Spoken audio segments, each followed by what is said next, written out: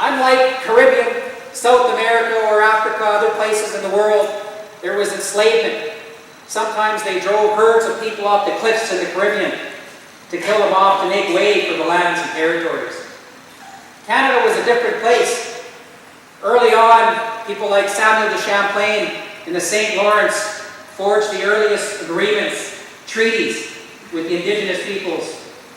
The chiefs would say, "Mr. Champlain, it's okay if you go trapping down the lower part of my river, but the upper part of the river is exclusive for my people."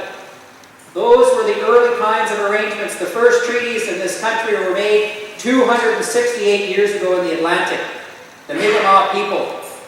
And what it did is it recognized that there was no discovering that was going on here.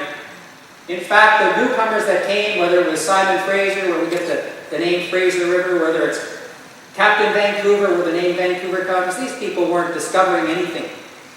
The people of Tla'amin were always here. The coast sailors to New Tonga, the Halcyon. We were already here with forms of government, laws, and order. What treaty making did and what it still does today, it affirms what the elders have always said, that we've always been here, that we have rights, that we have title to this land. That we continue to ask the same question that's been asked for over 200 years. Can we matter to each other? Can we truly care for and forge a relationship that is built not based on subjugation or oppression, dispossession or dislocation, but is based on mutual respect? That, like my late grandmother says, where we truly see one another. The title and rights that you as Tla'amin hold are legal, constitutionally protected and recognized rights. And the act of working on the kinds of agreements that you're considering are one way that the people of Tla'amin can give effect to it. It's no different than the treaties that we have with the fish, with the deer, with the trees, with the air, with the water. It's no different than the arrangement with the bear. When bear came and broke apart the fishing weirs of the humans, and the humans said, "Who keeps breaking our fishing weir, letting the fish go?"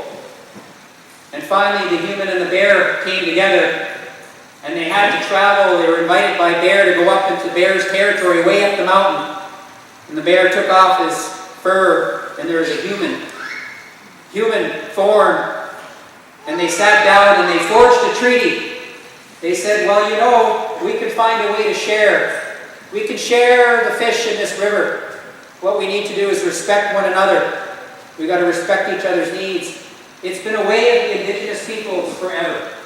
It remains, as is being demonstrated by your presence here today, the way of indigenous peoples. So there's an invitation that's being made. I came from a Douglas Treaties conference in Nanaimo this morning. The Douglas Treaties, they predated the formation of Canada. First Nations are a treaty-making people. First Nations are interested in forging relationships that can have a sense of harmony, mutual respect, work of healing, the likes of which Chief Festrup is facilitating. There's been tremendous dark shadow in our recent past, one that we're still living with today. One of those challenges is unilateral decisions that were made to create residential schools or to put an Indian Act in place that would subjugate our people, that would hold us down, that would be anchored in that old doctrine of discovery that said that we were not humans, that we were savages without laws, without morals, without order, without government. Well, you as the Tla'amin people are here to say otherwise. I remember the day, Chief, when I was with the Mammoth Nations, with my fellow relatives, the Huayet. One of their hereditary chiefs holds the whaling chief responsibilities in Huayet. When the moment came when they forged their final agreement, their people stood behind, knowing that there were challenges, just as the people in Port Alberta, Tofino, British Columbia, and Canada know that there's shared risk to relationship. It's hard work. Forging an agreement like this is only half the work. The other half is implementation.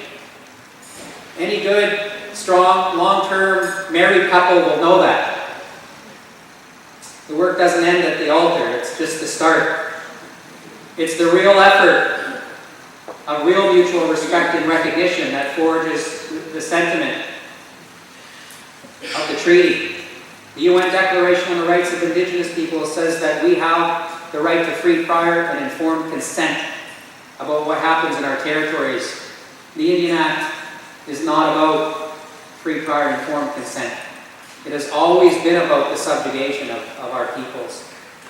And so wherever I travel, I see First Nations, whether the numbered treaties, treaties 1 to 11 in the prairies, the Huron-Robinson Treaty, or the treaties of the far north, or of the Atlantic, or here in the Douglas Treaty area, or chiefs like Chief Kim Baird, or the Huayet Nations.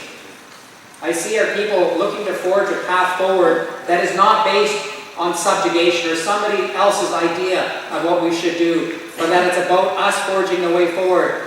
And the words that I heard when their treaty came into effect, my good friend Tommy Happynook, how could I say anything against the words when he said, "I am free. I am finally free." And there were tears running down his face.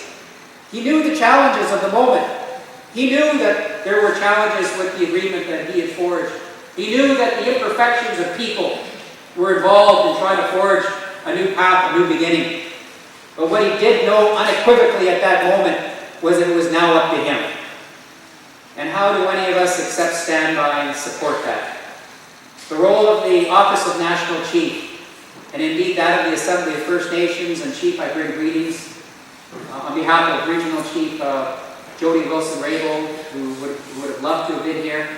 But our role in the Assembly of First Nations is we are not First Nations government. The Assembly of First Nations does not hold Aboriginal title rights. The only ones that do, that can give effect to it, are you. And as you instruct your Chief and Council, as your form of government on how to set and forge a path forward. I did have a bunch of notes that I did intend to go through, but I'm not going to. Mostly because I saw my friend Cliff and it completely threw me off. But that was what was on my heart. And the work that we must continue to do, the likes of which we held at the recent Crown First Nations gathering in Ottawa this last January. This work is fraught with risk. What I'm asking is there a sense between First Nations and Canadians, between the citizens of this nation and non-First Nation citizens of your region, do we matter enough to each other to share the risk of forging a future that is based on mutual respect and recognition? That it says that if the residential schools was a tool of oppression to try to take language and culture away, should education now not be a tool of freedom for the young people to recapture their language in connection with the teachings? If we have tools like the Indian Act, which have been unilaterally imposed on us, not by First Nations and not by non-First Nations, we collectively inherited it, then don't we share a collective responsibility to forge a different future, but to do so together? What I can say to you, to the Chief and Council, to the citizens of this nation, is that we will stand with you. There is no easy way forward. I will conclude on this notion. The Chief alluded to it. There is one of two paths forward. There is the hard way and the harder way. There is no easy path. What we've inherited requires nothing less than our 100% effort to make better, more respectful relationships the future, so that future generations don't inherit the work that we know that we must do now. But there's a light at the end of the tunnel. My dad assures me of this. It was a lesson from algebra when I was in grade 11. When I tried to take what I thought was the easier path and ignored the hard work, and I did pass the first time, but I did pass the second time around. Let's do the hard work, so that the path for future generations is one that's easier, the path of reconciliation. I know you have a lot on your hearts and on your minds at this moment, and I know that with the guidance of your elders, that you will come to the decision, you will have the conversations that you need, that will be guided by not only the elders, but the ancestors are gathering, because they know that hearts are aflutter about what the future might look like. I encourage you to stand with confidence in who you are as a people. Stand with confidence and assuredness that you can forge a future. and that you must do so together. True, let go, let go. Thank you so much for the privilege of being here.